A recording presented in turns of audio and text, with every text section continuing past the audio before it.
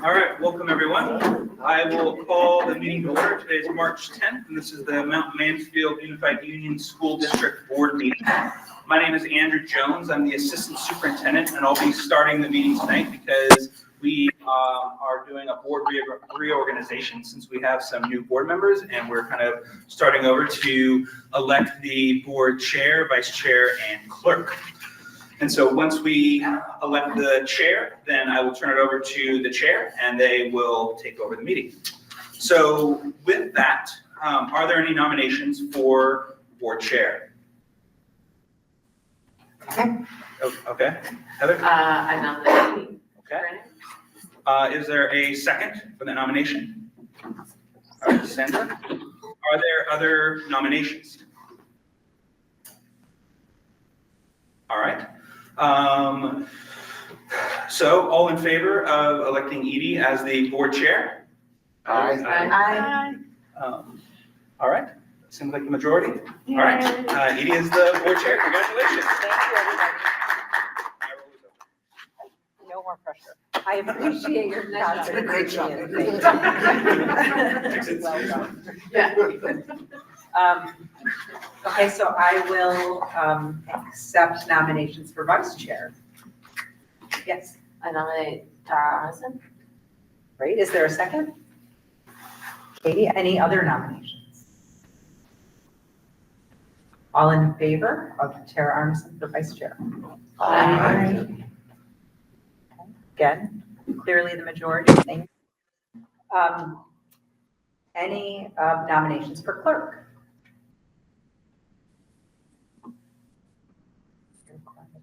I nominate myself for clerk. Am I allowed to do that? You are allowed to do that. Da-da-da. Yes, Heather? I'll second that. What? We don't need seconds on Oh, I mean, nominations. well, it's better. Come on, well, we're all friends.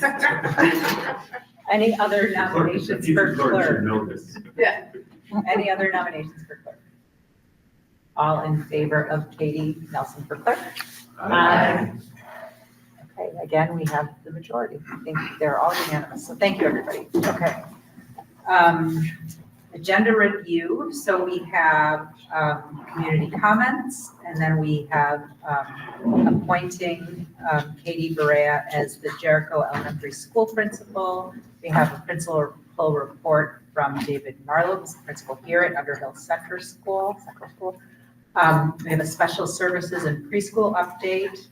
We have an opportunity to get started on committee assignments, to get that organized here, approving 2 sets of minutes, committee reports to update everybody on where we are now. Other business, I have a couple of quick announcements for that. Anything that we need to modify or change with our agenda? Okay. Pat, you want to do a quick roll call for us? Certainly will, yes. Tara Arneson. Kevin Campbell. Here. Heather Chadwick. Here. Alison Conant. Here. Gail Conley. Here. Stephen Diglio. Here. Tom Firstel. He's here, but he is not on the board. So we'll get to that in just a second. Okay, thanks. Edie Granning. I am here. James Granzo. Here. Susan Lillich. Here. Sandra Mose. Here. Ethan Maurer. Here. Hewitt Morijo. Here. Katie Nelson. Here. And Lisa Pollock. Here. Then we have student reps Abby O'Malley Here. and Eli Wimette. Here. All right, thank you, everybody. Great. And we have new board member Kyle Magida. Is that I say it? Magida. Hi, Kyle Magida. Nice to meet everyone. Nice to meet you too. We'll do a quick little, let's do the Okay, so we're there. Welcome, Kyle, to the board. Tom is here. I want to thank you for filling in for a year. I know that there was a contested race and that you were interested in staying on the board, and we so appreciate your service and your work on like keeping us moving forward and keeping us, all this agreement. So. Is it all right if I say it? Is it okay with the board, of course? Yes. Please go ahead. Good. I just wanted to take an opportunity to come and see you all one more time. And I wanted to congratulate Sandra and Kyle on their successful candidacies. I would have voted for you, both of you, if I hadn't been on the ballot myself. So I was torn. But I especially want to come and say thank you, and it's been such a pleasure, and I was proud to serve with you on this board. And I want to wish you all the very best for this year with the new superintendent. And I wanted to take time to say thank you to you, Edie, and to John for asking me to step in and letting me volunteer. I've learned a lot over this last year about the complexities of education here in Vermont, and so I know you have a big job and you have a full agenda tonight, so I will stop talking and let you get into business. Well, thanks again. I'll see you guys around now. We'll come call you again,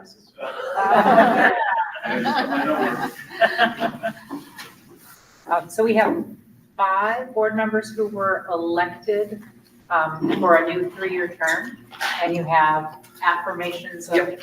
Everyone who is here has signed them, and for Lisa and Allison, I will get those to them digitally. Great, so if you could please get those back to Andrew. I'll send those to you soon. Great, thank you. Do you want to introduce yourself? Can I put you on the spot? Sure. I'm Kyle Makita. I'm the new rep from Jericho. I've got 2 kids in the school and am interested in helping out. I think the board's great and think everything's going well. I wanted to be involved and saw that was a good opportunity to newly appointed seats, wanted to fill out and see, toss my hat in the ring, not expecting to be here, but excited to be here. And yeah, I was a student rep on the board many years ago in U32 and have been working as a data scientist, data engineer in and around government for much of my career. So I'm interested in both the education and the policy side of things here. So. Welcome. Thanks. Yes, welcome. We have a training for meeting next in 2 weeks. Yeah. And so probably we'll have more opportunity to kind of share, and you've heard everybody saying who they were, but it's really not enough. Yeah. So knowing that, but we will Absorb. make sure that you get to know all of us and who we are and all the exciting things. Community comments. We no longer have any community in the room. Is there anybody online? And Brett, could you change the screen so that we can see everybody? We can see a lot of Allison, which is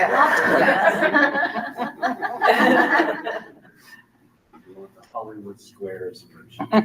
I don't know if you have to tell it to be tiled or it shouldn't do it, but your computer has decided that. Yeah. Is there anybody remote that has community comments that they would like to share?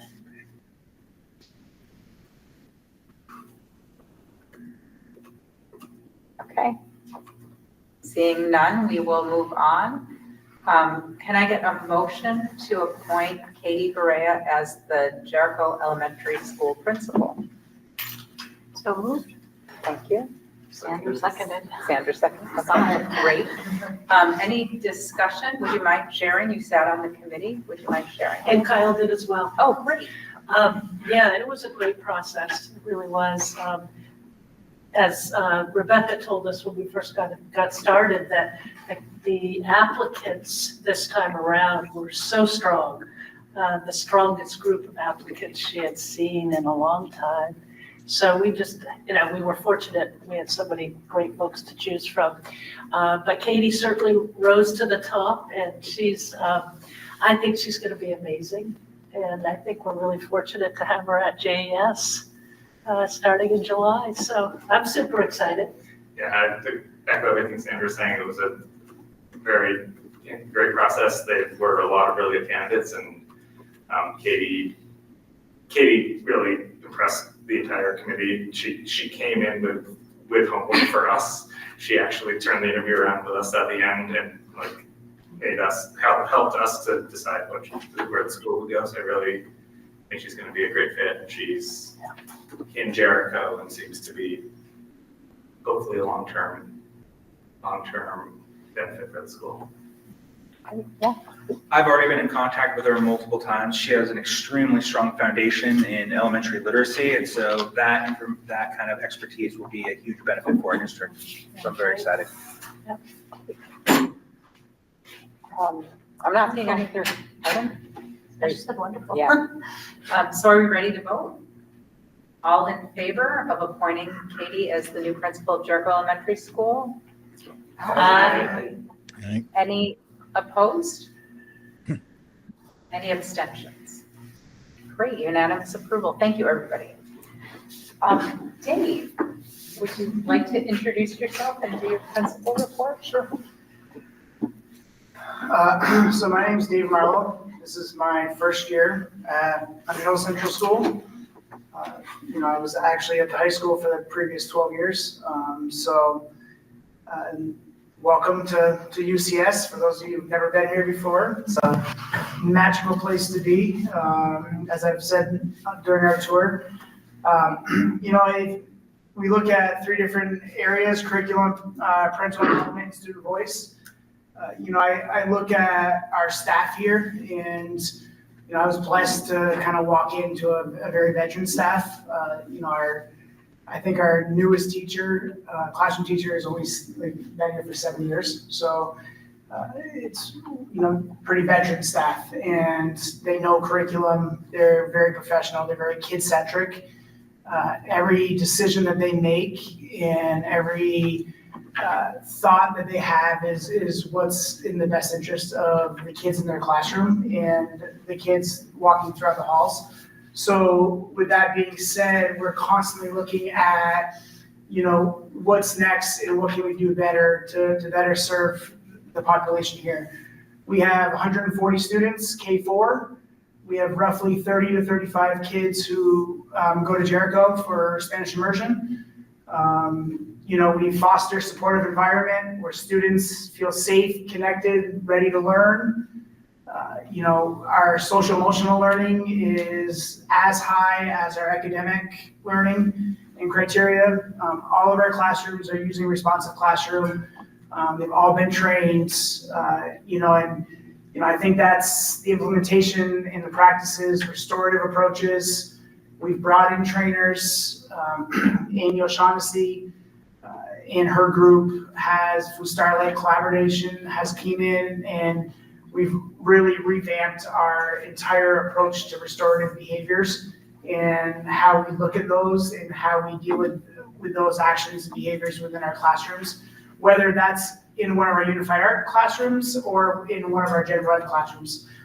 So the language that we're using wherever we are in the building or outside the building is the same. So the students are hearing common language throughout.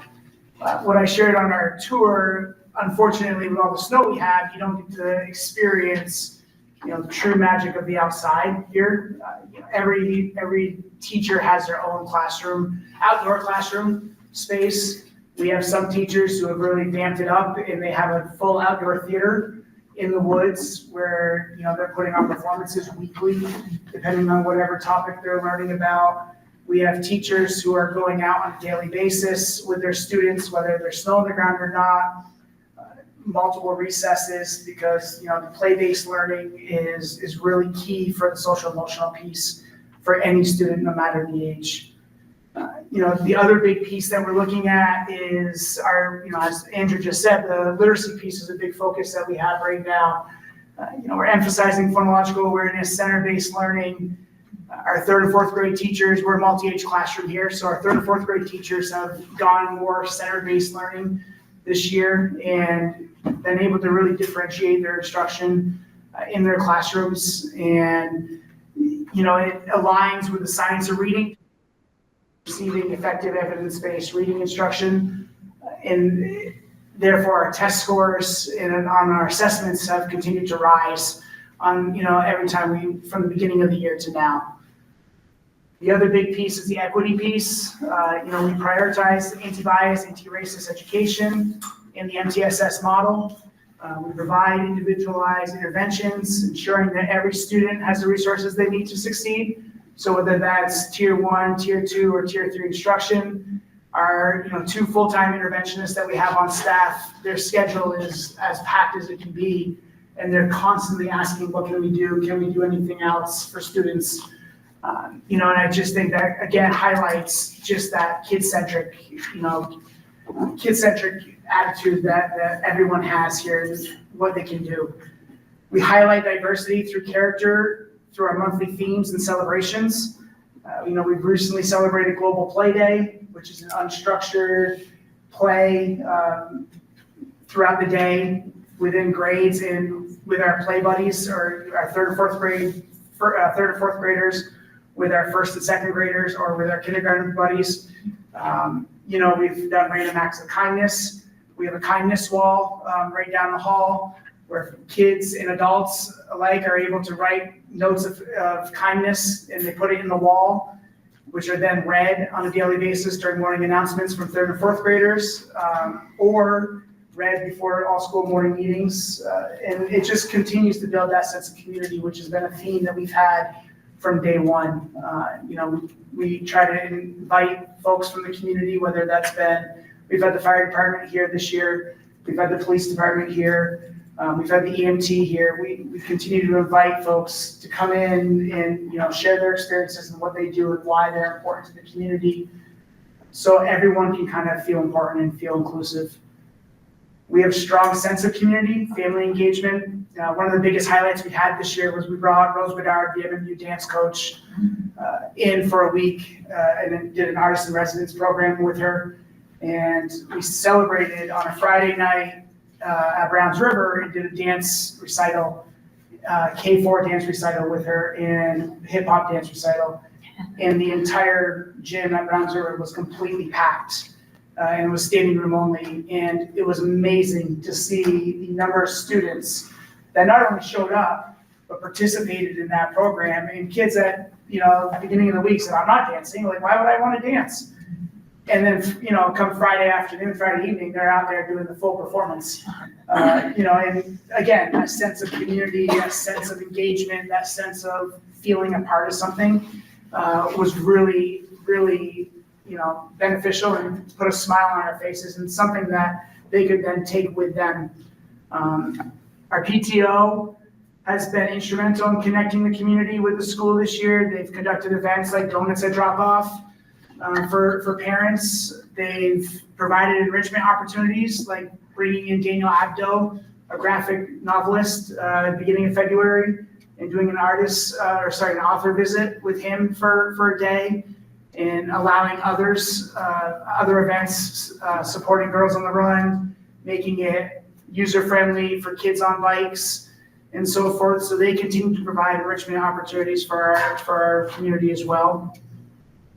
And then last, but certainly not least, is just the continued encouragement of kindness, expression, and student leadership that we continue to see, whether that's the third and fourth graders who started off by leading the all-school morning meetings, and now it's trickled down where every month we have a new classroom lead all school morning meetings, and they run the whole show with a theme. We've had talent shows by all classes, where we invite those classrooms families to come in and watch their leaders basically up in front of the entire school, running the meeting themselves. Or it's, helps with their public speaking skills. We've had others do full-on movies or videos during the entire all school morning meetings. We've had book buddies where the third and fourth graders read with the younger students, fostering connections across grade levels. And I think the best one that I've seen that I've already commented on is the positive school environment that we get with the kindness wall. And just those daily interactions you see within the halls, you see the snowmen that are up on the walls, and those are all interactions that you get with the third and fourth graders, with their kindergarten buddies or their first and second grade buddies that they made together. And now they get to walk down the halls and they're like, hey, I made that one. Or hey, me and my buddy made that one. Or they're making those friendship cards or the kindness cards or whatever our monthly theme is, they somehow bring to tie a connection with their buddies in to share with everyone else within the community and within the walls of the building. So community, kindness, and inclusion are, I would say, the three big themes that we've really had throughout the year that really show as soon as you walk in through the doors. Thank you. Any questions for one of our new principals? I was going to say our newest, but he's not anymore. Yeah, Kevin. Yeah, so on those lines of being new in the role, but not new to the district, a couple of questions.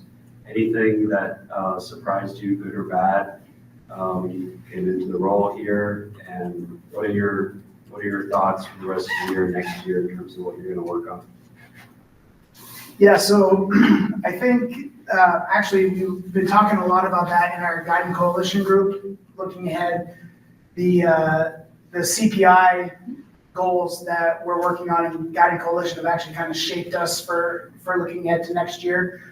We're looking at how we can better use our equity themes on a monthly basis and how we can tie those into the overarching community and social emotional learning, and how we can kind of reach those kids that need more social emotional learning. How can we provide more interventions, tier 3 interventions in particular with our 2 interventionists, that is more beneficial than just maybe a lunch bunch per se, where they go have lunches, work on a skill, and then how can we tie those back into a general ed classroom.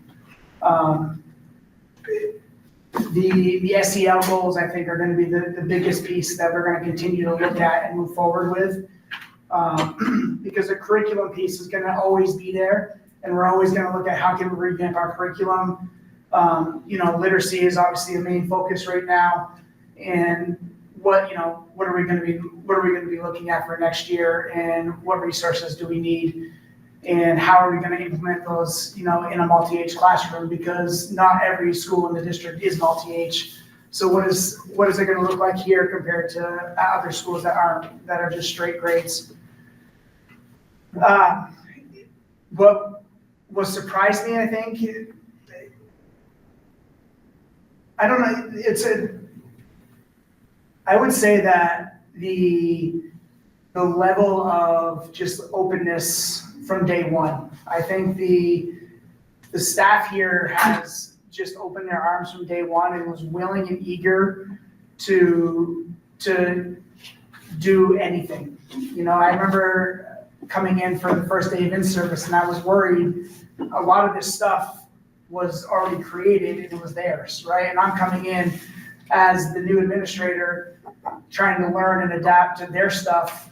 And I was worried, well, what if I want to change this or change that? And they were willing to do whatever I was willing to change. And I think that buy-in made this transition a lot easier. Eventually we're going to be looking at new staff or changes within the staff. And when that happens, that's going to be a transition and a change that we're going to have to look at down the road. And I think that'll be one of the challenges that we'll have to face together, and make sure it's the right fit for everyone, so that culture in the community doesn't change. My question's around the multi-age classrooms. Is there any collaboration because I know that Smiley has similar multi-age classrooms, and I can't remember, does Brewster Pierce too? With making sure that, I guess, we strive to have a similar education across all schools. Do they collaborate with the other teachers in those schools on how they're coordinating their multi-age classrooms, or is it? Yeah, we utilize the early release days a lot to collaborate, and then we have the curriculum committees that there's a lot of collaboration. We've visited some PLCs, and we've had teachers come and visit our PLCs as well. I would say because we're so established in our PLC groups are so established, we've had a lot of teachers come and visit, but there's a lot of collaboration amongst each other for that help, especially with some of them being new to, like, for instance, our K1, multi-age has done a lot of collaboration with others who have done K1 before.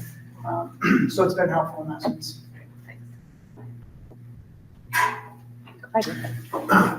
Thanks for the report. You said 140 students and 30 are at JDS for Spanish immersion. Is that so like 170 are coming from Underhill? I don't know if this is a question for you or Andrew, but like, that seems like a pretty high percentage of students. Is that consistent across the district with other elementary schools? How many do we have in Richmond? How many students? Yeah. Like total students? Yeah. Last I heard it was like 325 maybe? And that includes the Spanish immersion. That includes the Spanish immersion, yeah. So, Rick, this is our, I should let you answer. I'll let you answer it. Yeah, I guess I missed part of the question. If you could just rephrase I'm that. just curious, it's like, it's awesome to hear that there are 30 students from Underhill that are accessing Spanish immersion, and that seems like a pretty high percentage of the total available student body, and I'm just curious how that looks in other. Yeah, it's pretty similar because we, based on, the sizes of the different schools, there's like percentages of how, and I don't remember them off the top of my head. I can provide those to you if I look at our slideshow. So it's comparable as far as like the percentages, from Huntington and Smiley to Richmond versus Underhill to Jericho. And that's 30 K4, so you're looking at. Correct. Right, a little bit. 6 per grade, on average, 6. Right, it sounds like a big number, but yeah, spread out over, K, 5 grades, yeah, 5 grades, exactly. It wouldn't necessarily change your multi-age classroom model if you had those extra 6 in K1, Not necessarily. not necessarily, like my year to year, but. And just to throw out there, we have some multi-age classrooms at both Richmond and at Jericho as well. There's pros and cons to it. Smiley, Underhill, Brewster Pierce have been doing it for quite some time, just by nature of the small schools, but there also are benefits to having that to kind of, to kind of mix up cohorts a little bit. And when we have such kind of drastic fluctuations in populations, it's kind of a built-in tool to just help create some level of stability. Yep. And there's a lot of collaboration between the clusters, the grade clusters, like math, for instance, math, I look at a 3-4 math, 1 will teach the 4th graders and 2 teaches the 3rd, there's movement, you're not just stuck in that. Always with 3rd graders, and you're a 4th grader. And, Right, yep. so there's definitely movement that you can have within there, if the numbers work. Sure, yeah. A little bit of a shell game, right? Yep. Abby, did you have a question? I did. Okay. Any other questions? Yeah. You mentioned earlier the play-based learning, and then you also mentioned the focus on English learning being more comprehensive with our English reading. Do you see any struggles with the kids that are spending in the K1-2 outside more time coming in behind where they should be in 3rd grade? Do we see that? Statistic data, do we see that data? I don't know. Because if they're spending more time outside, not necessarily reading, working on phonics, and they're not, in the classroom where you can sit down and focus so much. Do we have Like in the outdoor classroom? Yeah, because it's not as easy to, you squirrel, literally. Yeah, when they're in the outdoor classroom, a lot of times they're doing writing or they're doing reading. They're bringing, like I look at our 1-2 classrooms, they're doing their writing assignment instead of doing it in the classroom at their tables. They're doing it in their outdoor classroom, still in the same books they would be doing it. They're just outside doing it rather than being inside. Our K1 multi-age classroom that has the outdoor theater, they're doing all their academic, like their reading and stuff in there, and then they're going out and performing in the theater. So really, they're doing the same thing. They're just changing the setting per se. So I haven't seen the setting affect anything. I think overall it enriches the experience more than it has the negative effect. I think it has a more positive effect than the negative effect. Good. But I think you could say the same, if they're sitting rather than standing, if they're, Yeah. the seat they're using, there's a lot of factors that could play into it.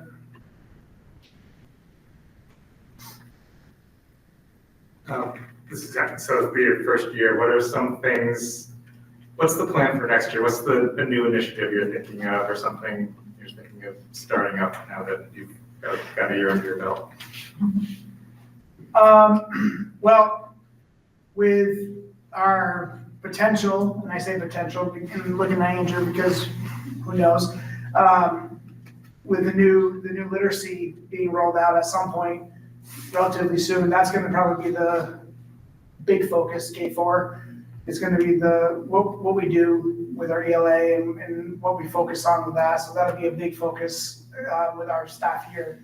Is how do we manage with that and what do we do there? And then I think the other big piece is going to be the SEL work that we do, and how can we help the tier 2, tier 3 instruction for those students, especially with our interventionists who are stretched pretty thin as it is, but how can we help support those kids who really need our support and provide them with the appropriate instruction to then use in the general ed classroom to make them as successful as possible.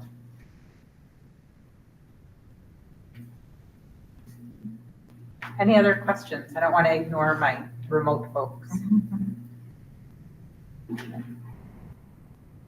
All right, well, thank you so much. Thank you for hosting us. You are welcome to stay. You are welcome to leave. Good to see you. Yeah, good to see you. And I think we are ready to move on to Jenn, who is remote. Brett, I think that Allison's pinned to the screen. I think that's what's holding, so you could probably. I gotta go coach anyway, so it's fine. So to meet you. Thanks for the tour. Yeah, thanks. Thank you, Dave.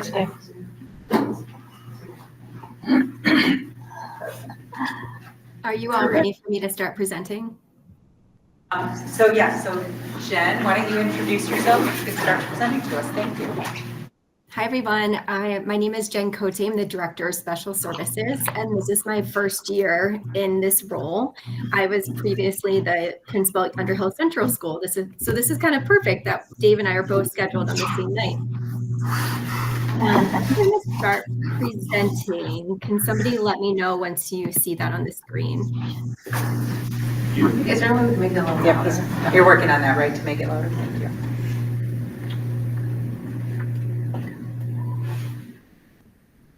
Can everyone see that presentation? We see it. Great, Yes. thank you so much. I'm going to be toggling between two screens, so my apologies for any lapse of time. So special services includes so many things. It's ensuring students are provided the supports they need to be successful learners. Special services staff work with families, school teams, and outside providers to collect data, identify needs and necessary supports. Special services include students who are eligible for special education, students who are unhoused, and students who are English learners. And special services staff also work closely with general education staff to ensure universal design for learning and the layers of support through multi-tiered systems of supports are in place for all learners to access first instruction.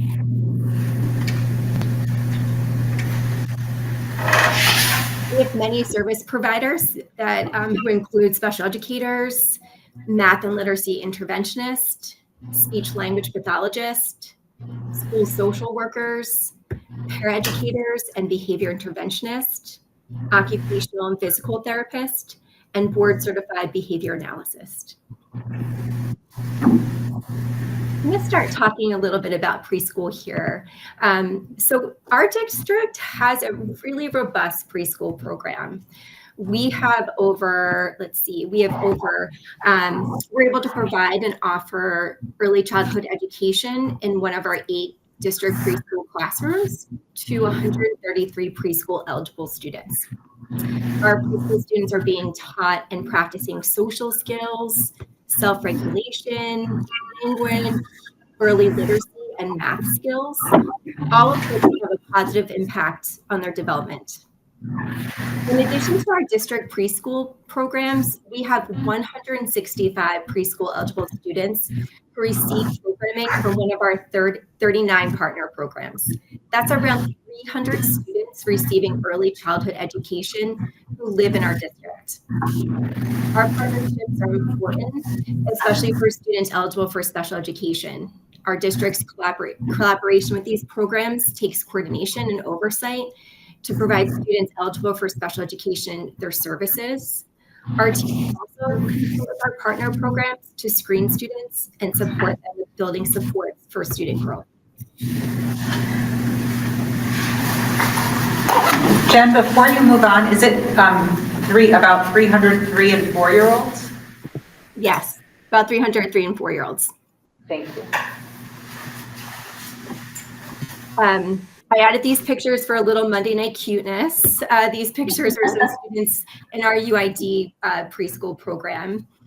Some of our preschool priorities include family engagement, early literacy and math, coordinated preschool programs in our district, play-based learning, nature-based learning, and social emotional learning, which is something that should be embedded through everything that we do. This slide reflects the percentage of students eligible for special education K-12.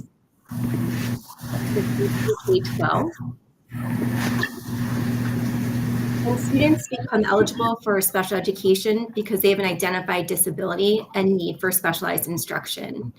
These percentages are based on our total student population and number of students who are eligible for special education.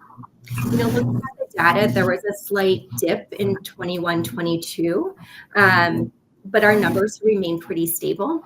And this is because we're not over-identifying or under-identifying students.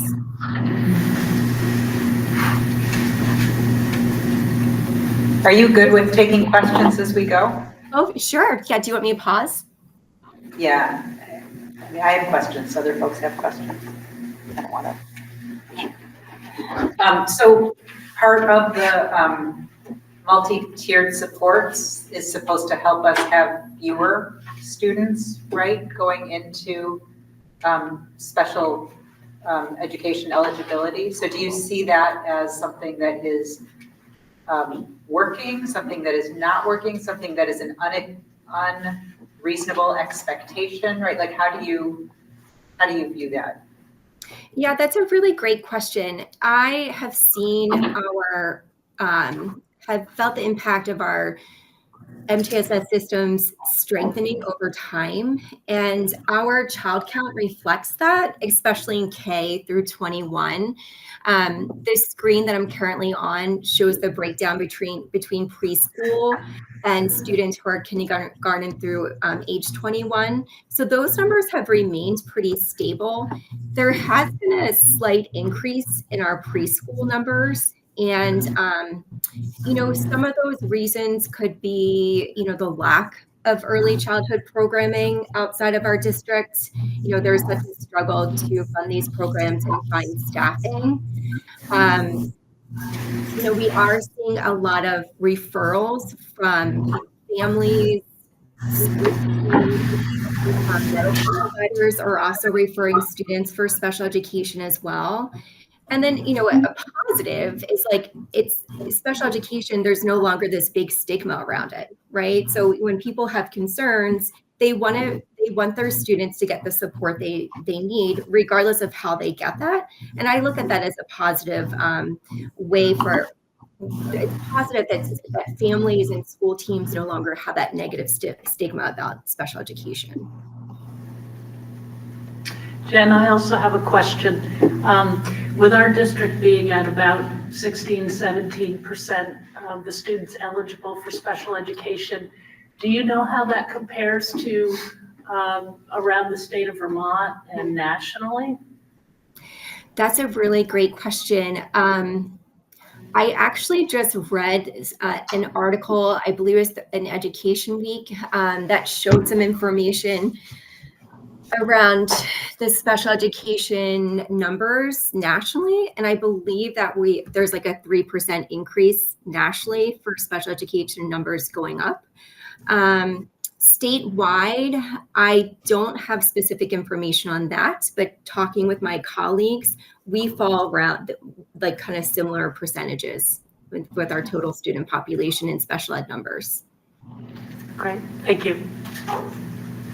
Has there been any impact of COVID either on the mix of people coming into special education or the applications or any, it doesn't look like in the top line numbers, but is there anything qualitative that has shifted? Well, our child count would show those numbers, and in 21, 22, there was like a slight increase of 6 students. Between the last couple years, there is a slight increase. I think initially, families were really concerned about their kiddos, and there were a large number of referrals. Not all of those went through for special education. When a family sends us a letter requesting a special ed evaluation, the team comes together and considers the request. Sometimes we move students forward and evaluate them and find them eligible. Sometimes we consider the layers of support and a way to provide the support as well. Do you have a follow-up? Tara, look. Oh, okay.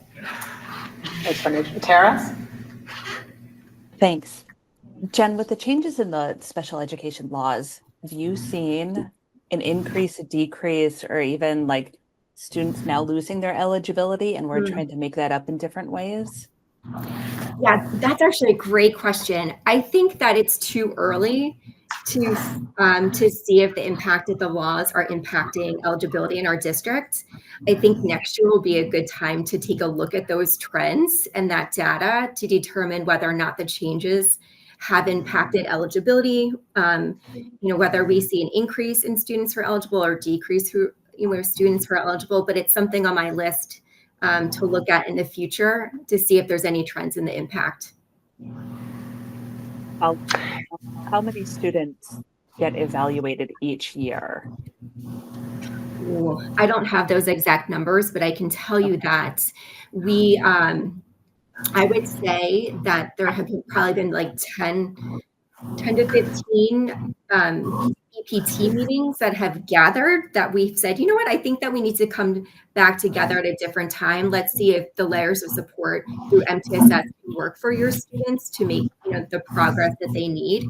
If they're not making adequate progress, then let's come back together for an EPT meeting and consider moving them forward through an evaluation. I would have to look at those numbers closely and get back to you with those exact. Jenn, another question tagging along with Tara's. It might be helpful for the board to hear about some of the changes in special ed law that are relatively recent. Yeah, some of the recent changes are we are now using, we've moved away from a discrepancy model to determine eligibility, and we're using a patterns of strengths and weaknesses. So we're looking at a student's cognitive abilities and achievement abilities and looking to see if there is a pattern of strengths and weakness. For specific learning disabilities, which is one of our 13 categories of disability, we no longer need adverse effect. So we are looking at, do they qualify for disability? And then what is the need for specialized instruction? We are seeing, for families who've had students eligible underneath the old rules, that is a change for them. So we're doing a lot of work around helping families understand those rules and how the change may impact their student or their eligibility. Thank you. And can you talk about the funding changes also? We had moved to a census block grant, which means this provides us with funding, and it's no longer based on individual numbers, the number of students with disabilities. It's a funding on the total enrollment of a district. So the census block was part of Act 173, where all schools have state systems and multi-tiered systems of supports, so students with disabilities can access general education.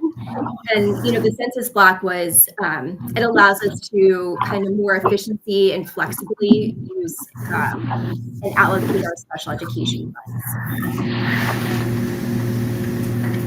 And one last clarification in case folks thought that 21 was a typo and not 12. Can you talk about why it's K through 21?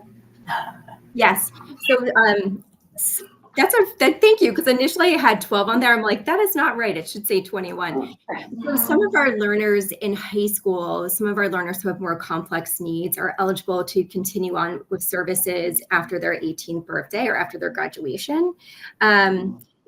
These are students who have more complex needs, might have, who are seeking out working on their independent skills. They're working with, excuse me, some of our partner programs such as Bridges or vocational training.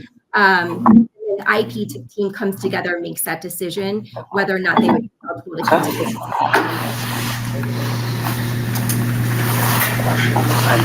Yeah, do they still count toward our long-term weighted ADM? Andrew, I don't have an answer to that question. Andrew, do you know if they still count toward our ADM? I don't know either. So you could get back to us on that.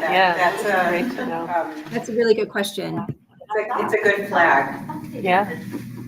They changed everything, so I just want to make sure. It was done if it was their 6th year, 4, 5, and 6 year cohort, so potentially at 20, they would stop counting in the ADM, depending on their age. Yeah, but they shouldn't. So that's yeah. Did you have a question? Yeah, and just one statement just along that lines, just so people are aware, there is no age cap to enroll in high school in the state of Vermont. There is a cap around special education services, but if anybody doesn't have a high school diploma, regardless of how old you are, you can enroll and go to high school in your district. My question is back to the preschool, Jen, and just, so my understanding is 3-4 is part-time, though some schools might have like all day Monday and Wednesday for 4-year-olds, all day Tuesday and Thursday for 3-year-olds.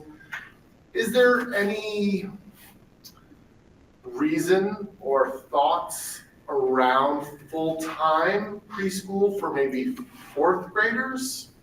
4-year-olds? 4-year-olds, thank you. Those two. Yes, there is. There's actually a committee that is like a statewide committee that's looking at full days for 4-year-olds. And they have been collecting data. They have been talking with district staff about the implications of having 4-year-olds for full days of preschool, and also how do they define full day for preschool students. I think with the conversation going on with the state right now in terms of the educational funding and some of the changes that might happen for our districts and our state education model, I think that conversation has been put on the back burner for right now because I haven't heard of any updates yet. Mm-hmm. And so just following up just quickly on that, like, how does it work for you, right? Because 3- and 4-year-olds, got that right, are co-managed, right, by AOE and Child Development Division. How does that work as a practitioner to have 2 statewide agencies supporting you, hopefully? Well, that's a nice way to say it. I think we're really fortunate in our district to build some really good partnerships with those agencies. And, this is my first year doing this work. I have only felt a strong collaboration with them.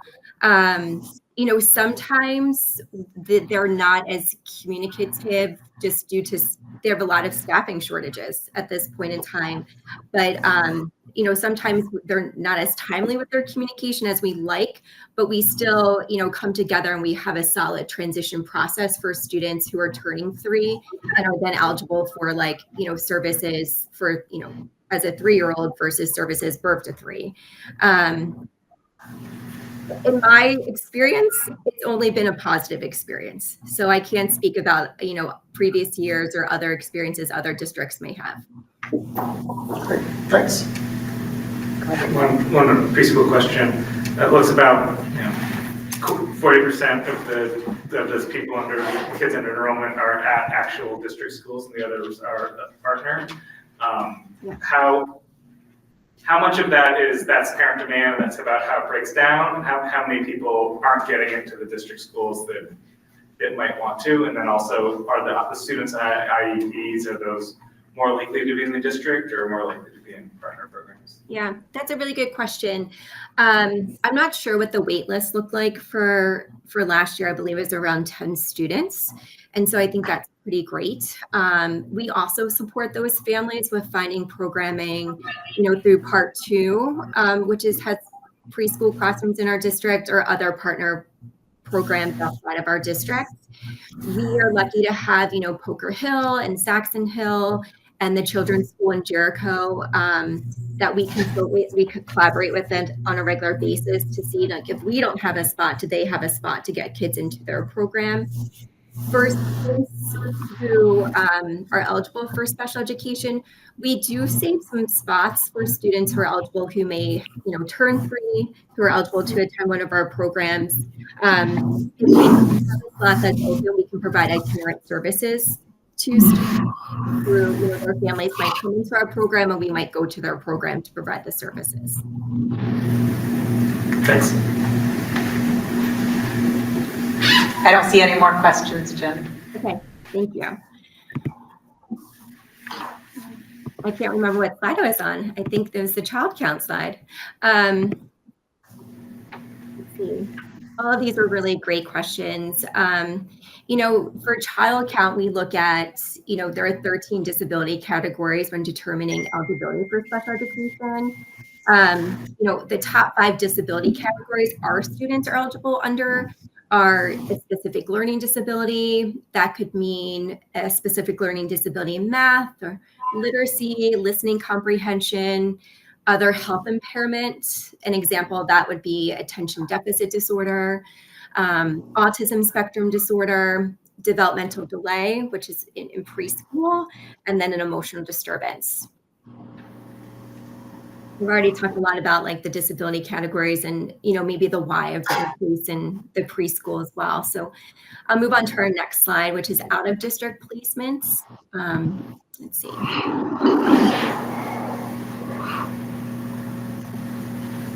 We're not seeing a huge increase in our out of district placements, which is positive and shows our continuous supports in our district are working. We have added capacity for support with our certified behavior analysis and behavior interventionists who help students solve behavior-related concerns. We also have a classroom at Browns River Middle School, which provides services and supports to students who, struggle with regulation or have behavior concerns. And we recently added a second classroom, which is our elementary classroom, called Smiley, for elementary students. We added these resources and increased our capacity because we're spending a lot of money externally for a very limited scope of service. Our out-of-district placements can range from $50,000 a year all the way up to $200,000 a year. And this, some students also need transportation as well. By building our own capacity, we were able to meet the needs of students with in-house resources for most of them. And it's essentially a cost savings in many ways. This slide reflects our current breakdown for our out-of-district placement students. We have 12 students in a therapeutic placement. An example of a therapeutic placement is the Barrett School through the Howard program.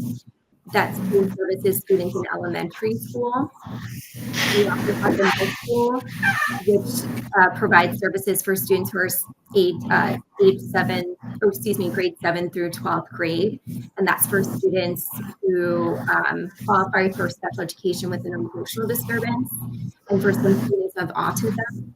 We've had students who moved into our district whose IEP teams previously made the decision for them to go to the out-of-district placement. And when they moved in, transitioned to our district, our IEP came together and decided that, yes, that would be an appropriate placement for those students. We have one student who attends an independent school. We currently have 2 students who are residentially placed by DCF, and we have 1 student in tutoring.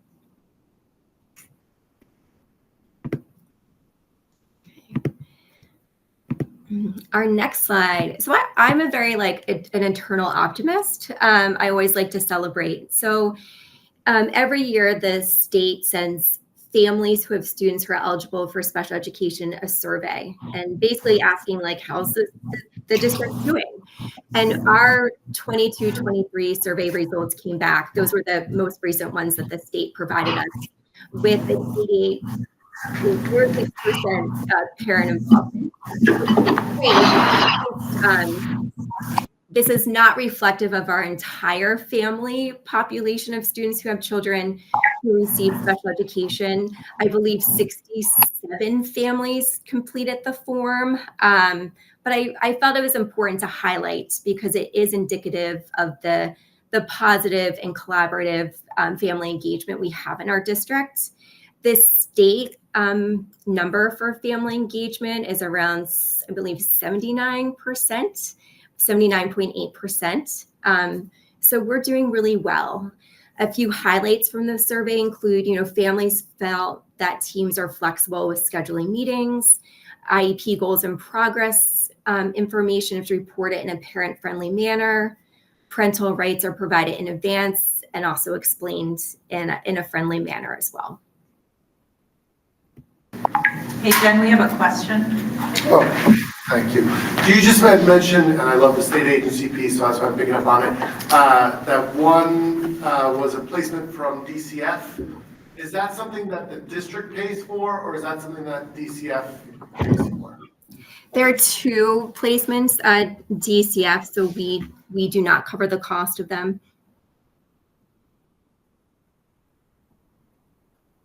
Did that answer your question, Ethan?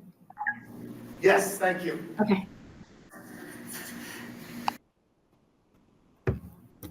Any other questions? No, I think we're ready to move on. I'm going to try to keep us muted when we're not talking in here, so. Okay, thank you. Sound is much better. Okay. This next slide reflects special education caseloads and how they function and the capacity of our special educators. So when we are determining our special ed caseloads, we consider factors that factors like the type of disabilities of students that are currently eligible for special education, the student's grade level, and the level of supports that they need. The level of support is always individualized and determined by the IEP team and can vary. An example of the support a student might receive is, one student might need 30 minutes of case management, and case management could look like meetings, having conversations with the family, consulting, collaborating with general education staff. And then they just might need 20 minutes 4 times a week for speech services. And then another student, but just to show how they might vary, might need case management for 60 minutes and services in all academic areas, and also a service with a related service provider, such as an occupational therapist. When we determine caseloads, we use a weighted system. It's not perfect, no systems are perfect, but it's an objective manner to determine caseloads and allocate resources based on the need. So we consider the following: the level of support from a behavior interventionist, if needed, the level of support for personal care, the level of support from a paraprofessional, and the level of academic support a student needs.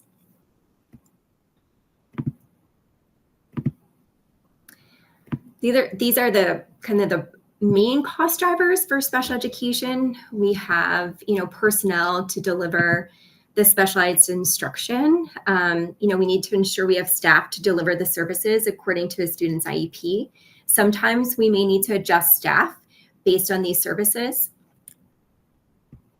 Our out-of-district tuition costs go up every year, usually around 3 to 5% increase, sometimes more, depending on the program. Our contracted services, the cost for contracting with outside services and providers. An example of that would be working with UVM Cares to support students with hearing loss, or contracting with Howard for behavior interventionists for a student who has autism to help them with accessing general education. And then, our mental health needs. We are seeing a lot of not as many providers, outside providers, being able to support students with their mental health needs. So schools are needed to, to support those students in that area. Okay. Oops, sorry about that. So funding special education. We just talked about the census block grant, IDA Basic and Preschool. That's also a grant that funds special education. We are currently using that grant to support our district's work with Joelle Van Len, who's a child psychologist, to support students, families, and teams with kiddos who might have need some support with self-regulation, have behavior concerns, and mental health needs. We are funding a very part-time coach who works with our new special educators and mentors them on special education rules and regulations, processes in special education, and working with families and identify needs based on data. We are funding our special services coordinators, who support IEP teams with making data-informed decisions, working with building principals and IEP teams to determine need, providing ongoing professional development. They can act as a local education agent. We're funding professional development for special education staff, such as continued training in literacy and neurodiversity. And we determine how to use the IDA funds by gathering feedback from admin and school teams. We review student data and look at trends in special education. Extraordinary costs is another way that we fund special education. These funds are provided for expenses that exceed $60,000 for a student with disabilities. An example of that would be, if a student goes to the new school in Montpelier, and the cost for that, which it exceeds $60,000, the state would reimburse the district 95% of these costs, which is essentially like funding for our district. And then we have Medicaid reimbursement. We receive these funds for students who are Medicaid eligible. Their services need to be medically necessary, such as personal care, and they also need to be included in the student's IEP. So special education funding comes from a mix of state, federal, and local funds. So Jenn, how are you thinking about possible changes to federal funding for education? I'm terrified. Maybe I shouldn't say that, but just how I feel right now. I think there's a lot of unknown right now in the state, in our nation, and it's definitely weighing heavily on my mind and also on my heart, right? Because we use these funds to meet the needs of children, as especially like our young children, our most vulnerable population. And so we're going to need to think creatively on how to meet these needs. I haven't thought about it in depth yet because I'm still trying to wrap my mind around the impact that would have on students and school teams and families. And so I think in the next couple months, as we have more information, we will definitely need to be working together district-wide, regionally with other directors and superintendents to figure out how we're going to make that all work and to ensure that we still provide students with a high-quality education. It's not a great answer, I know, but I don't think I have a great one yet because I'm still sifting through my own emotions about what that could mean. No, I don't think anybody has a great answer, but I think that, awareness is like what we're doing. Yeah, Kevin? Yeah, so as a follow-up to that, do we allow ourselves to run deficits with special education? Does if we spend too much, does it still just get absorbed by our overall budget? And are we, tracking that so that we can have a conversation about funding special ed differently locally? My understanding is that if we do run a deficit, the local budget would absorb that. I don't believe that we have run a deficit in many years, but we do need to pay close attention to the news and to start thinking creatively about how we're going to support our staff and our students with getting what they need and deserve through their IEPs.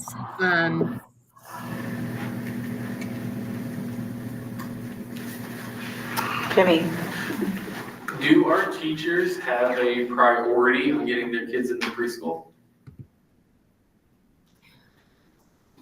Can you repeat that question? It was hard. I had a hard time Do hearing. our teachers, our staff, have a priority over the General public on getting their kids into the preschool?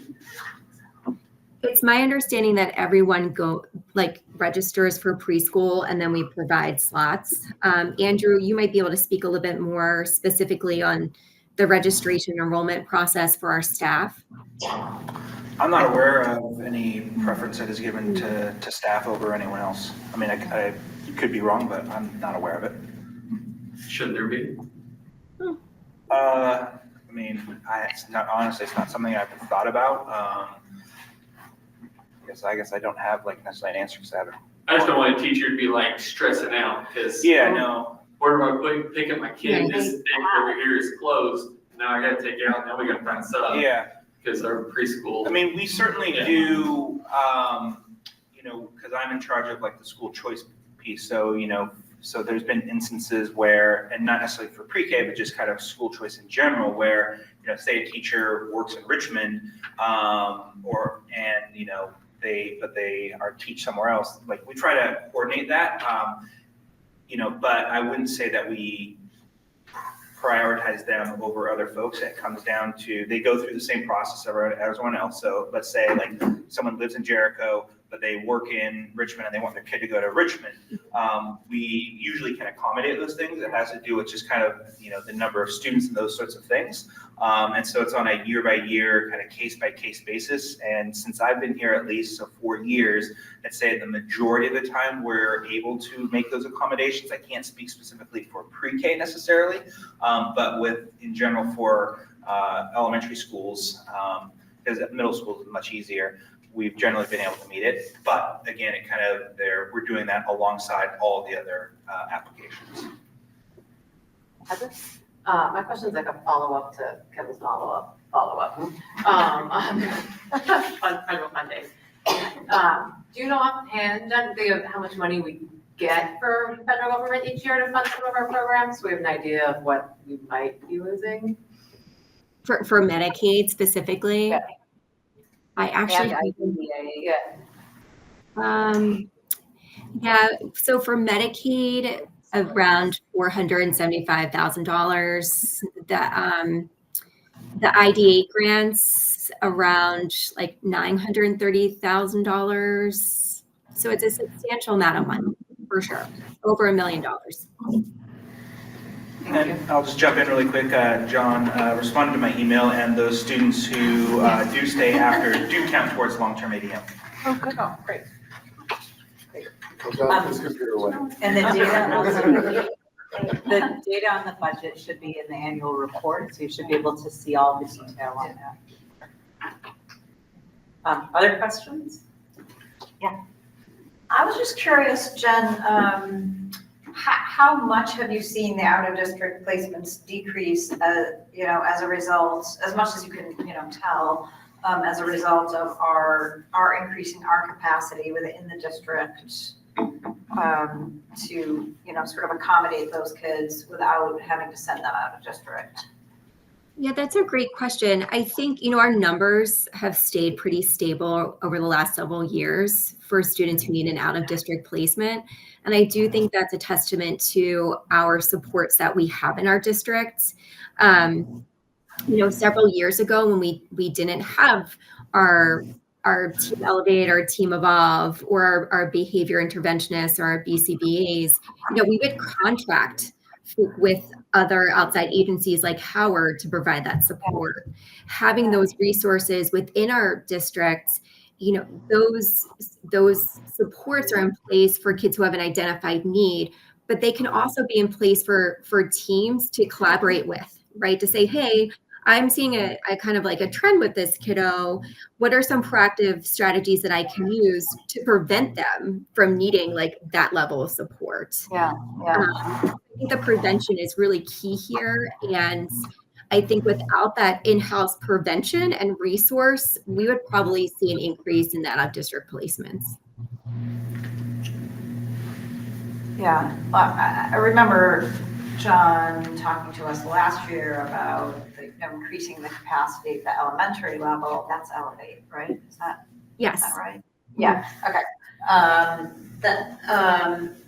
And just the idea, I mean, I like the idea of kids being able to stay in their own school, ideally, or at least in the district, you know, just socially, emotionally, and just, you know, cost aside. I mean, the cost is obviously also important, but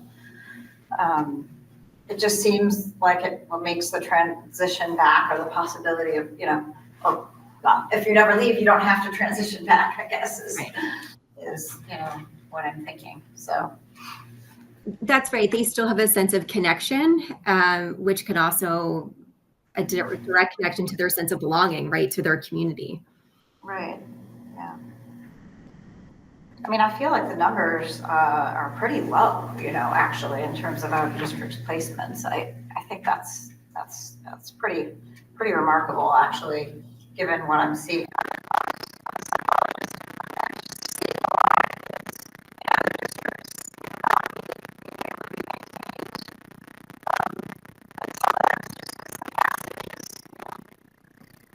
Just being overloaded in some places. So I think you all are doing a wonderful job. Yeah, thank you for sharing that.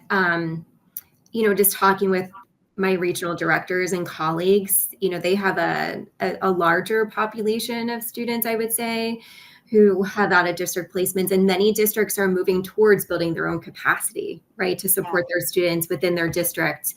You know, because we are seeing some staffing shortages with the outside agencies that we used to use, but also it just makes more sense, again, speaking to that connection to their district, feeling like they're part of their community. That sense of belonging is huge for student success.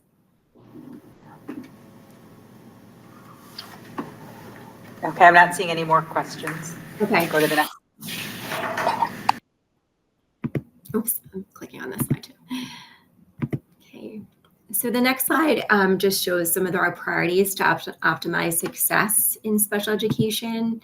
You know, I'm just going to highlight a few of them. So continued professional development and literacy for special educators to effectively teach students reading and support them with their literacy goals.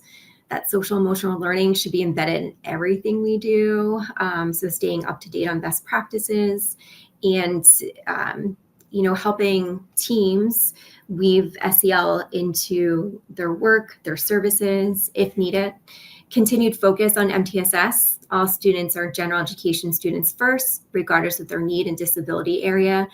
And of course, that family engagement piece is really important because it supports collaboration with families and school teams, and the collaborative relationship can increase families' confidence in their child's education and the supports their child receives.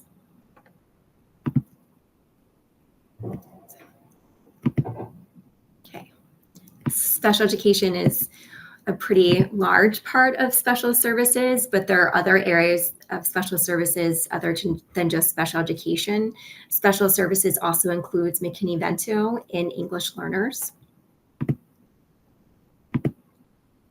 So we have about 9 English learners in our district, and English learners are identified through a home language survey that gathers information about one's language background. If a language other than English is reported, the student is considered a potential English learner. Further assessment is then conducted to determine their English language proficiency. The assessment measures proficiency in reading, math, listening, and speaking. Some of the English learners, we have 9 English learners, and some of the languages they speak are Spanish, Mandarin, Greek, Russian, and French.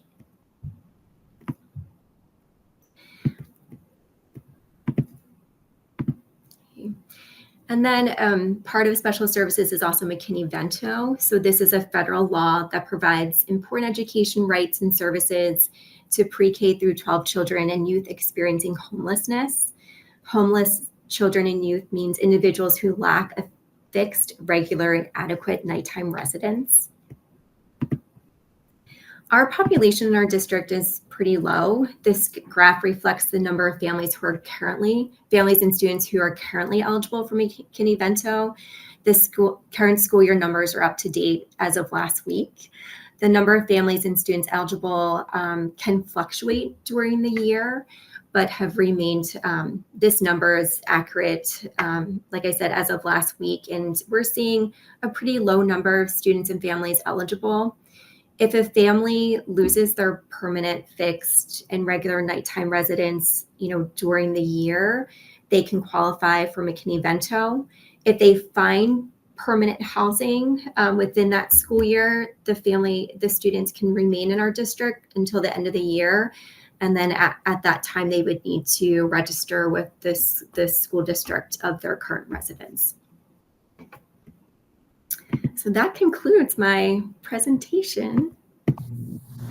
Are there any further questions? Yeah, just a quick question about the McKinney-Vento. What support or resources does that provide to the district or the family? Yeah, we can provide transportation to the family. We have one student right now who is called doubled up. So they're living with another family actually in Barea. And so we figure out with the Barea School District how to transport them to our district, and we share that cost with that district. So that's the biggest way we support them. We can also support them, with gathering resources, if they need a backpack or school supplies, if they need support finding housing, we can get them connected with, a housing agency to get the support they need to work or more permanent housing. I would just add, my experience has been that also allows students to stay in the district, whereas if they move, they would have to go somewhere else. That's right. Mm-hmm. So any more questions for Jenn on anything that she presented or something related? So go ahead, Kevin. Yes. Just on the preschool enrollment, I'm wondering if we track preschool unenrollment. Do we know in the district how many students are not attending preschool? Do we track that information? And also, just looking at the slide, you might have covered it, but you say we have 39 private partner programs. How far do you have to go for 39 private partner? Is that 39 different preschools? Somebody in we're sending somebody in our district to preschool? We have 39 to reach, I guess, is my question. That includes home daycares that are, Did you catch both of those? Yes. So the 39, I got the question about the 39 partner programs. 39 partner programs are across kind of our region. So we have a partner program in Shelburne that a family takes their kiddo to. We have a partner programs right in Underhill that families take their kids to. It really is dependent on where, and my understanding is where the family finds care and where it's convenient for them as they travel to work. So yeah, that is true. 39 partner programs. It seems to be unbelievable, especially since there's such a shortage for early childhood programming, but that's impossible. Okay, and I hate to ask, are they all in Vermont? Oh, yes, that's a reasonable question. Yes, they are. Mm-hmm. Okay. And then you asked about unenrolled preschoolers. Do we track, You know, when a student arrives in kindergarten and they weren't part of a pre-K program, and they, you know, somehow we know they didn't just move here, like, do we track, most importantly, why they chose not to attend pre-K? Are we addressing those issues? I don't think we formally track that in our district. You know, I can speak as a building principal. We never formally track that. You know, the percentage of students who do not attend preschool is pretty low, I would say, in our district. You know, we have the reasons for families not enrolling, or sometimes it's, you know, students with a personal reason, or sometimes families can't find the care. Andrew, do you know what it, like, talking with other like kindergarten teams, do you have an idea of how many students who didn't attend preschool across our district? I don't have the number off the top of my head. I mean, there certainly are some, because I've heard those conversations for those students when they come into kindergarten, but I don't have a hard number. It's not a big number, especially in our district, relative to, say, some other districts where there's a larger percentage of students who are not coming in having experienced pre-K or some sort of other early childhood experience, but there are a few. Yeah, I guess my opinion is even one, right, family that says I didn't know about it, and if that one turned out to be, I don't know, an IEP with significant costs needed later, right? I understand the sooner you get to it, the better. Absolutely. And so we should strive, in my opinion, to have 100%, at least awareness, you know. I think the awareness is pretty high. Really, a lot of it comes down to, you know, the choice and ability of some of them. Sorry to argue, but how would you know the awareness is high if we're not identifying them and finding out why they didn't attend? Well, because the people that I'm aware of that haven't attended chose not to attend. So they were the ones that, I mean, I can't say with like 100% certainty that everyone is aware, but of the ones that I've been aware of at different schools who did not, it was a choice. I think it's a really great question, Kevin. And your comment is like, you know, what if a student didn't attend a preschool and, you know, they come into kindergarten and, you know, have all these needs, right, that we haven't identified yet. I wonder, and I don't know if this exists, and I think this might be an Andrew, maybe a Wendy question, Garapi question, but is there when families fill out the form to register their kiddos for kindergarten, could that be just a question listed on that document? Because that would be really good information for teams to have.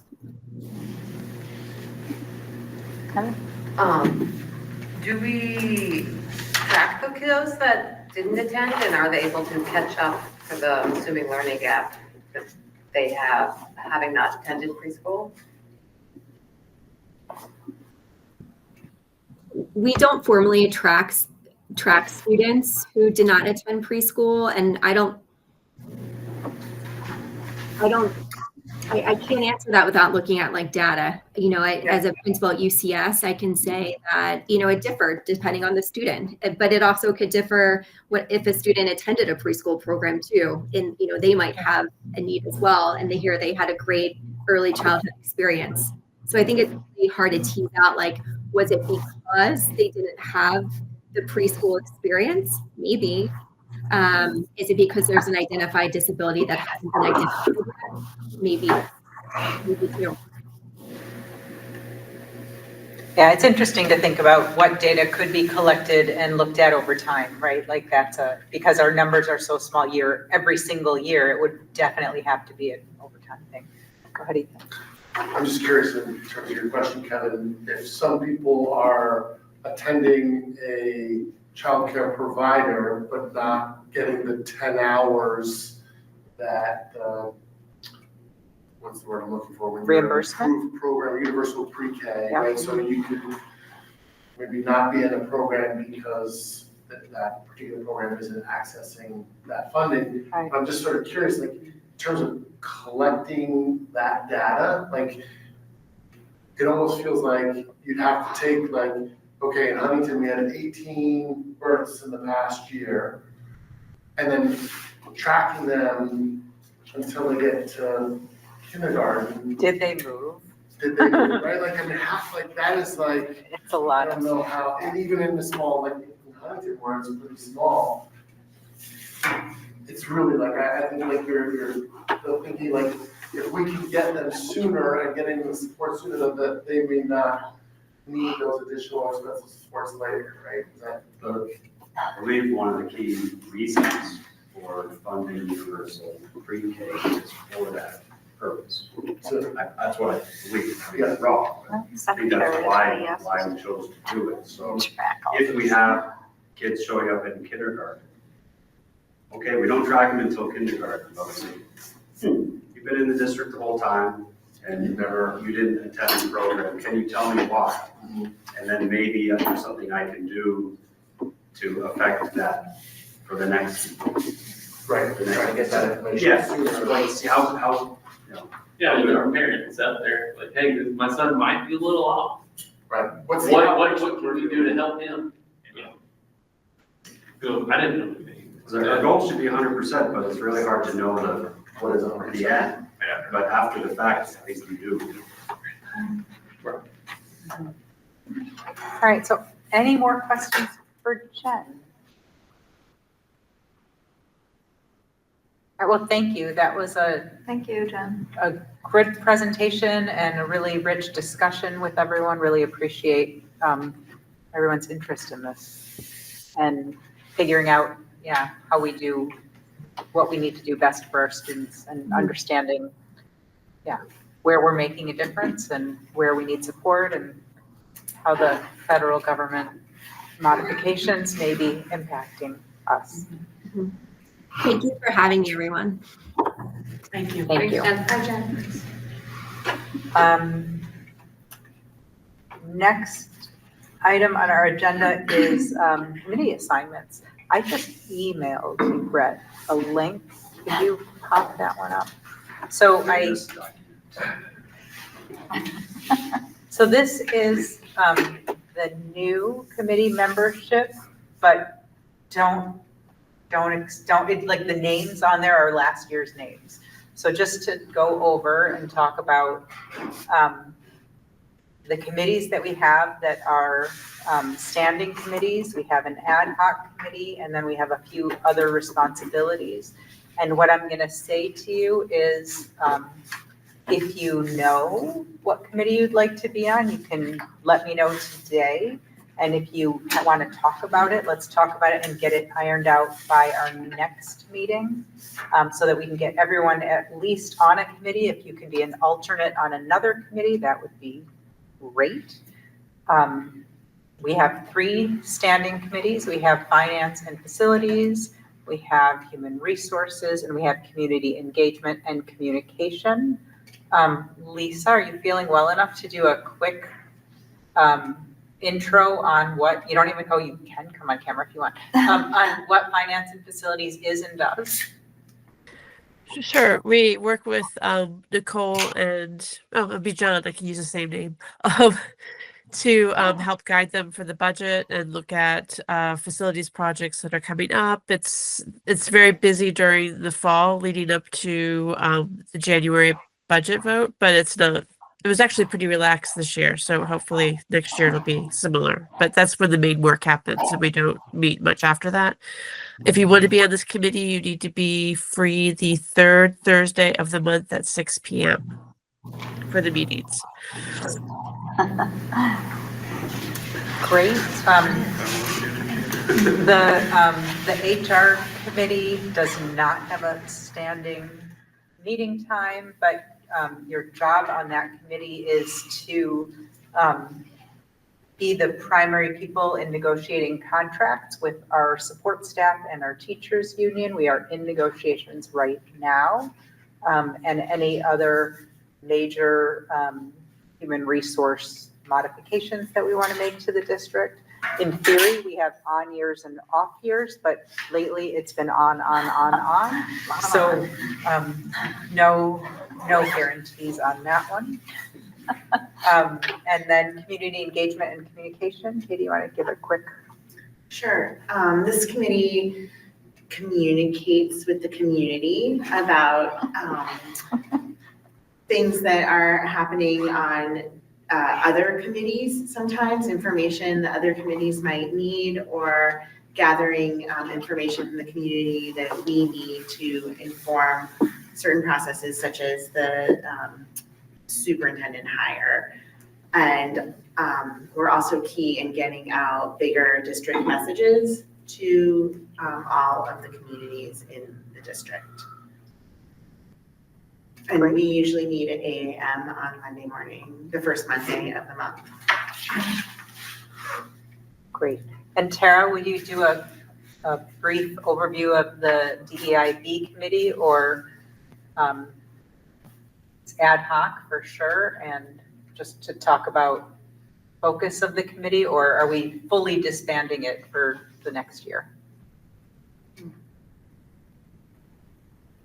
I think it needs to, honestly, I think we need to get some PG guidance and potentially keep it as ad hoc or disband it based on the guidance that we receive. But it is a committee that's brought DEI training to our board. I attend the district's ABAR council meetings as a representative from the board, and it's been an ad hoc committee to help us be a little more multicultural. Great, thank you. Kevin, do you want to talk about what the regional advisory board representative does? Or would you rather have Ethan do that? He tries to attend the meeting, and someday he might. So we're part of a regional advisory board for technical education. We have 2 tech ed schools within our district, and we, the board chair, the regional advisory board rep, and our superintendent try to attend those meetings so that we can adequately represent our district and what our district needs. Our RAB is, it's a rubber stamp RAB, I think. It's not a decision-making RAB, which makes it a little less, and there aren't very many meetings, so not attending, not. Recently took over for Ethan, who has a conflict of some sort. He now works for Tech Ed. Yeah, I'm still waiting to attend my first meeting. Statewide health insurance voting delegate is exactly what that is, to vote once a year for something that we don't have a really choice on. Yeah, it's not really. Student rep mentor, Katie? The student rep mentor works with the principal and a few other staff members at the high school in the fall to interview students who have applied to be in a leadership position somewhere in the district. And one of the positions is on this, well, 2 of the positions on this board come from the selection of that pool of candidates, which is how we receive these lovely individuals. We also have an opportunity for students to serve on the community engagement committee. So 2 students who were not selected for the school board rep role serve on that committee currently. And there's any other committees are welcome to let Mike know if they have space or interest in having a student. And so I mentor those students with opportunities that may arise through the Vermont School Board Association or other places that would be of interest in helping them develop their skill set on this committee, depending on their needs. These students are very self-sufficient. Who's your other, so Farmer is listed here, who's the other? Addie Prairie. Oh, okay. Creary? Like that? CRA. C-R-A-R-Y. Thank you. Tara, Policy Legislative Lead. I attend the VSBA meetings. And share the information back to the board. Well, what you don't receive in your inbox, right? Because those are pretty extensive. And Edie, what you bring to the team as being a legislator. Yep, that's double duty. Golden Apple Award nomination. Susan, Allison, one of you want to talk about what that is? Yeah, I can. So in the spring, we ask all the schools to nominate a person or people to receive our district Golden Apple Award, which is just basically recognition of going above and beyond. It could be a staff person, it could be a parent, it could be a community person, a volunteer, and it could be pretty much anyone who's affiliated with the school. And so Allison and I just, review the applications, and I mean, it's usually pretty straightforward. We say, wow, looks great. This person is very deserving. And then we have a ceremony at one of our board meetings in May usually, right? Yeah, it's in May. I think Yeah. it's the first board meeting in May, Yeah. but it could be the second board And meeting. it's the second. It's really nice. Like the people come, their nominator comes, says a little bit about them. I don't know if we still have snacks. We used to have snacks. Still have snacks. Sometimes they bring their families. There was one guy, I can't remember who it was, but it's like a custodian or something that we were on. But like, he had like his wife and his adult kids, and it was just like, oh. It's a great way to celebrate the really positive. It's really wonderful, yeah. And people who don't necessarily get recognized, in the usual course of things, often get nominated. And is there just one recipient per school or just one per school? One per school. Usually, although sometimes it's like two people, like Right. That have been doing the something. PTO co-chairs or something that have been working together for years. So. And it's not every school nominates every year. They can, but they don't always. But we encourage them to. We do. Yeah. Should. They should. Should. So at the end of the meeting today, if you know what committee you want, come tell me. I'm not gonna make everybody wait while we go around the room. If you don't, let me know by the next meeting. I will assign you. I'll ask once. I'll We also ask have a once. Spanish immersion committee, which I'm serving on right now as our board rep. I mean, I think that's gonna be kind of a Ad short hoc. term. We're gonna be sunsetting that. We're sunsetting soon, so it Yeah. doesn't need to go on. Yeah. It doesn't need to go on the list, but I could give updates occasionally if you wanted them, board meeting. Yeah, when it's done for sure, we'll want an update on that. Great, thank you. Questions on that? On any of that, just before we move on? Okay. We have 2 minutes to approve. Are we comfortable doing that together as one item, or do we need to do that separately?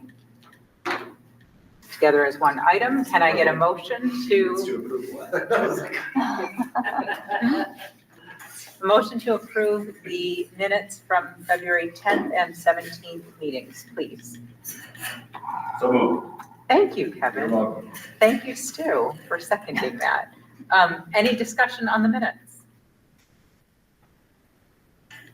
All in favor, give me an eye or a thumb. Aye. Yeah. Great, that looks It's unanimous. just a procedural thing. If you weren't at the meeting, you really should abstain. That's. You can, Yeah, I mean, if you weren't there, you don't really know if the minutes. but you are could have accurate. watched the, Well, you and could have you watched. should have. You could have watched. Should them. have. Okay, all right, I'm just saying. So, all right, that was unanimous, so thank you. Committee reports, if you have anything to report. HR committee has nothing new to report. We're still in negotiations. We still hired a superintendent. We do have a meeting on Wednesday, that's. We have a meeting, oh, that's true, we have a meeting Wednesday morning. We got a meeting with this Wednesday morning? HR committee, Yeah, 8 a.m. Didn't make it. Community engagement, something to. Sure, we met this morning, and I think the biggest thing to come out of that is the next thing we're planning on communicating to the community about is on March 31st. The state representatives from each town in our district will be meeting at Camel's Hump Middle School from 6 to 7:30 to host a community conversation regarding the education plan, the future of education in Vermont, so that they can bring that information back to various committees. So that's what we talked about. Who organized that? Was it the legislators and they just asked for the space? Okay. Yeah, and the school graciously is allowing us to do that virtually and in person. So, yeah. So board members are invited, encouraged to attend. Yeah, that was one of my other business items. So cross that one off. And I would love, I'm gonna really try to help push that information out now since we're already entering the second week of March. Because I do think that it will help, it will serve us well, the more people in our community that understand what's happening or feel like their voices are heard in this process. So please spread that word. And I'll be asking people to post on their front porch forums. 31st at what time? 6 to 7:30. Two more things for you, Dave. One is just as like, and I know we talked about the idea of protocols for video conferencing and just sort of like having some norms around our meetings and just with video conferencing. And then I don't know if people are having this, but so 31st schools are closed for Eid. I don't think many people know what Eid is. And I don't know if it's like really short turnaround from either the school or from the community engagement committee, but I've had several conversations recently feeling very disrespectful towards the concept of Eid, and mostly because people don't know what it is. And so I think that could be helpful because people are going to be like seeing in the newsletter, hey, there's no school on March 31st, it's Eid, and there's no necessarily comments, and they have to go look for that information, which we all can do, but sometimes it's easier to put it in front of them so that they understand the significance of having a holiday that we've never had before. Well, a holiday that has always been around, but we have not been on for, yes, it's been around for a very long time. Yes, it's been around. Great. Thanks for that, Ethan. Yeah.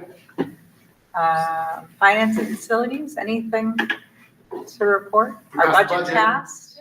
Budget passed. So I'm very excited about that. Almost 70% in favor, which is amazing. Next meeting is on is there a meeting this month? No, we'll probably meet towards the end of the year as we wrap things up the school year. So probably in June sometime. Okay, great. Thank you. Regional Advisory Board, there was a good presentation last month? No, it's already a while ago.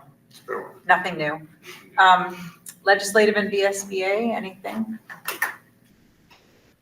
Meeting on Wednesday, this Wednesday. And I was going to wait till other business to bring this up, but since I'm talking about the VSBA, what's on our agenda is,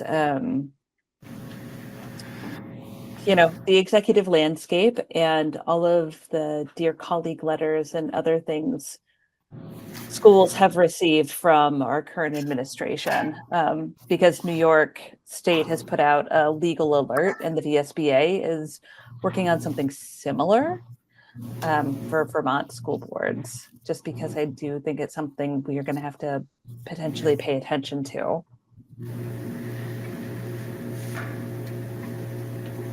A dear colleague alert? Is this No, the portal?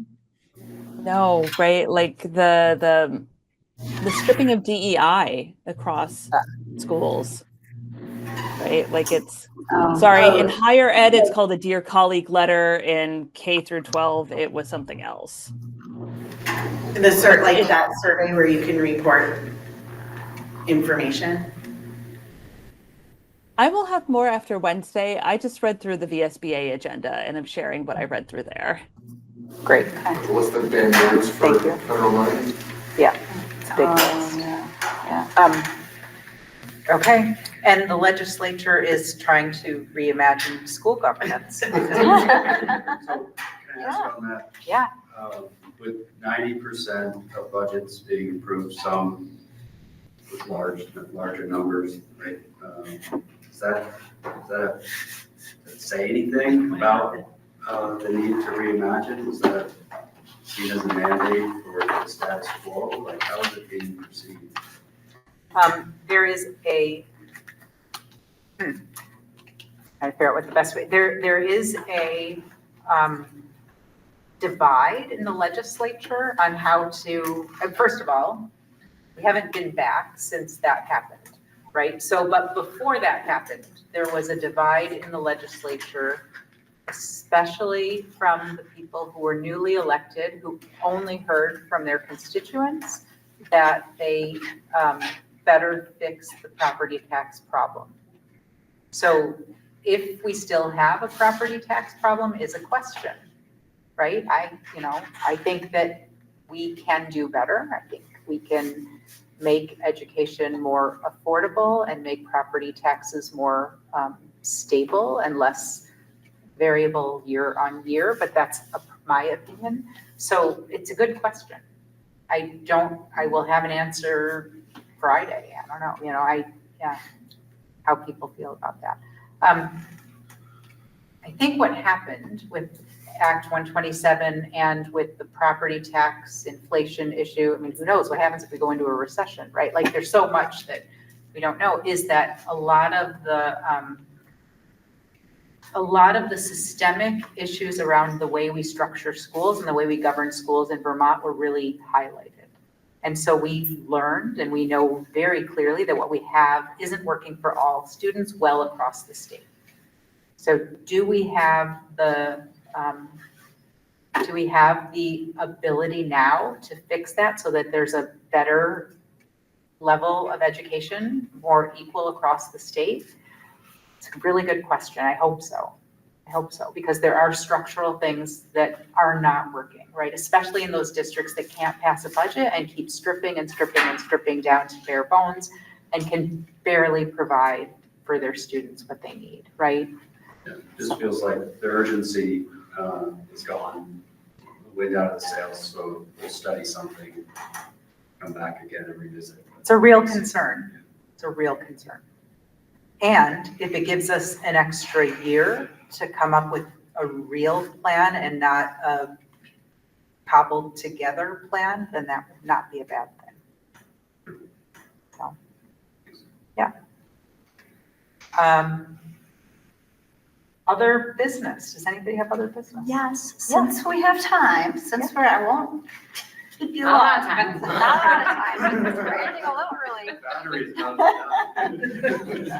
Well, because I feel like this is my thing and I'm not leaving this board until we figure out what we're doing with the Stevens Trust money. Oh. That has. Give everyone a quick I will give you a quick update. The Stevens Trust, this is from the most recent email that I sent to Edie, John, and Kevin back last May. So let me just read you this. I want to revive an issue that I've worked on intermittently over many, many years. First as the chair of the JES board and later as an MMUUSD board member concerning the Stevens Trust Fund, which was set up about a century ago as a scholarship academic prize fund for students who resided in the town of Jericho. LC, his name was Luther C. Stevens, was a school director in 1907, possibly before and after that as well, but we know for sure that 1907 was one of his years.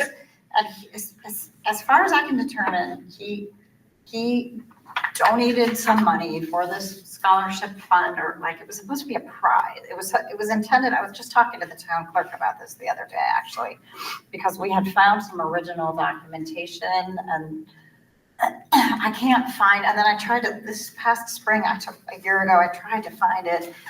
I could not find it again, but years ago, we had some of the original documentation as to the intent of it. And it was given to, I think, a high school student who, Jericho had like its own high school way back then. And it was kind of designed for a kid who wasn't like bound for higher education. But it was sort of like to fund, I don't know, like training or starting a farm, or whatever you wanted to do, I guess, whatever, at some deserving student. It was a little light on, actual details of who should get the prize. However, we have money that is in the bank that is actually currently only accessible by Town of Jericho employees. I have been communicating with the town treasurer about this. And so as far as I can determine, no funds have been withdrawn from the account since I think in the 90s, in the early 90s.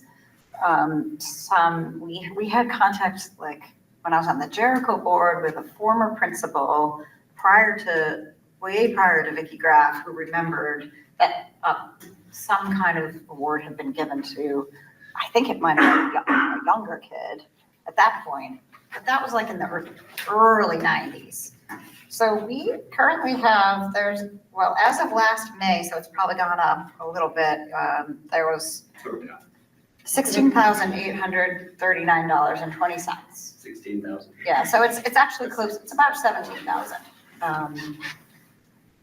So we've talked about this. So as I a just board. wrote down ad hoc committee for the trust. We talked about this. How do folks feel about that? About our 2 students, putting you on a committee, along with maybe 3 or 4 other board members, 3 or 4 board members? And we'll talk to the we'll loop in the principal at the high school. I didn't hear what you said because I was talking. I'm sorry, I just said it's not how many Jericho reps there are. Oh. 3 or 4. No, there are 5 one Jericho reps. One of the maybe things that 1 Kevin Jericho suggested was like, what about if we open this up? I mean, this is basically district money now because we're merged. It is, but it also could be a Jericho student who's going into tech, some kind of, trade, right? Like there are lots of things. Whatever. I mean, we can Maybe do I'm gonna whatever. put myself on the committee. Do whatever we want with it. basically, Tara. I think. Tara, you have something you want to add on this? District money, or is this town money? Because, right, Bolton has a similar program where it goes through the Bolton Select Board. Right, and I remember Steve actually mentioned Yeah, that so at the meeting I back would in like- May, and was gonna look into that a little bit. Right, about- but I guess Sounds I like would, Steve's gonna be on the committee too. but no, what I'm saying is, if this is not, I don't know if this is the school boards or if this is the town of Jericho's to work with, and I don't want to get in the way of, if this is the town of Jericho and it's up to them to choose Jericho residents to use the money. That's a good question. If it's the town, they aren't doing anything with it. It's just been sitting there. It's a line item every single year in the Jericho Town report. I'm like, gonna. Is this an task ad hoc our- committee to figure that out, or? Well, let's task our students with coming back to us. There are a lot of scholarships that are given out to seniors at the end of the year. And if you could come back to us with a list of what they are, who funds them, like is the Bolton money given to a student at the end of the year, right? The information is there, but would you mind reporting to us at our next meeting in April so that we can understand? Just to be more specific, there are a lot of scholarships that are options. So like, do you want like town scholarships? Town scholarships, specific, like from the Rotary, like those kinds of scholarships, not college, not anything that is, Do you want us to find out more about like VSAC scholarships, which is kind of now that, okay. None of those, yeah. Are there like, And just, go ahead. I was like, is there legal parameters around if this was a fund set up by an individual? Like, is there like legal gray area? Like, and then Eli, can you reach out to the town of Jericho and get information from them? Well, I've already been, Yep, you probably don't need to do that. You and I could talk maybe, but Okay. like, I mean, because I've been talking to them all for years about this. Great, let's do that. Nobody wants to, but it's like, I think it's. And let's put it as an Yeah. agenda item on our April 10th, 11th, whatever that Monday meeting is. I don't have my calendar. Yeah, that would be good. So I think it's. So that we can do some more. And Steve, if you could loop in with our students and share what's going on with Bolton. Be happy So to that we help, can- yeah. Yeah, I'm on that Yeah. committee, so I'm pretty familiar with that whole scholarship. That would be great. Yep, so yeah, the 10th of, There's this great program called Skill Tech for adults. They want to do technical training. Be happy to have a scholarship in honor of Jericho. yeah, but thanks. The question that was asked about the VSAC scholarships, like that's where like scholarships go to like life cycle. They end up there. So like if somebody has a fund that needs help being managed, they give it to VSAC and VSAC manages it. Like I don't know why this is a poor issue. It just happens that it's The Rotary ones are usually on County. VSAC, and when you look in the VSAC, there is town-specific ones, like, and there's county-specific ones. So then maybe reaching out to VSAC to understand the receivership. Yeah, okay. how that works would be helpful. So, Megan Mentzler, who is the chair of or was the chair, I don't know if she's still the chair with all the reorganization. She's my VSBA counterpart. She is the CFO for VSAC. I bet she could help out Abby or Eli, whoever is going to reach out to VSAC. Yeah, it would be great to get her email or contact information. Can you share that with? That would be great. Thank you. And thank you for taking this on and not just shaking your heads at me and saying, no, appreciate that. I'm feeling bossy tonight, and I appreciate your acceptance of that. Okay, any other business? Yes. Yeah, I just wanna, with John A. not here. Yes. You're collecting money for a piece of. We're in art? open meeting and you're, okay? Oh, very good. Any other business? So on Friday, the 14th, the Poetry Out Loud Finals is at the Flynn. And the MMU student champion, Emily Vandy, is competing in the finals. And so if anyone is interested, it would be amazing to have a showing of the board to go and support her and cheer her on. Can you repeat those details? Yep, 5 p.m. at the Flynn on Friday night, Poetry Out Loud Finals. So congratulations to Emily for making it this far, and we wish you good luck for the finals. And congratulations to both the boys and girls Nordic ski teams who were both state champions this year. Woohoo! Great. Girls basketball plays for the championship Wednesday. Woohoo! Semis. Semis Wednesday where? Patrick. At Patrick. Semis is at Patrick. To beat my high school. Any other announcements or other business? Nope, nothing. All right, thank you, everybody. Our next meeting, we're not adjourned yet. Our next meeting is the 24th. It will be at MMU, and we have a training. And we will be working on policy governance. So this is our beginning of our longer training. So it'll be an ongoing monthly after that. Please be there. I will be remote, but I will be there. So there will be a virtual option. Can I get a motion to adjourn? So moved. Thank you. Second? Thank you, Jimmy. All in favor, wave and cheer, and I will see you all on the 24th. Thank you so much. Have a great night.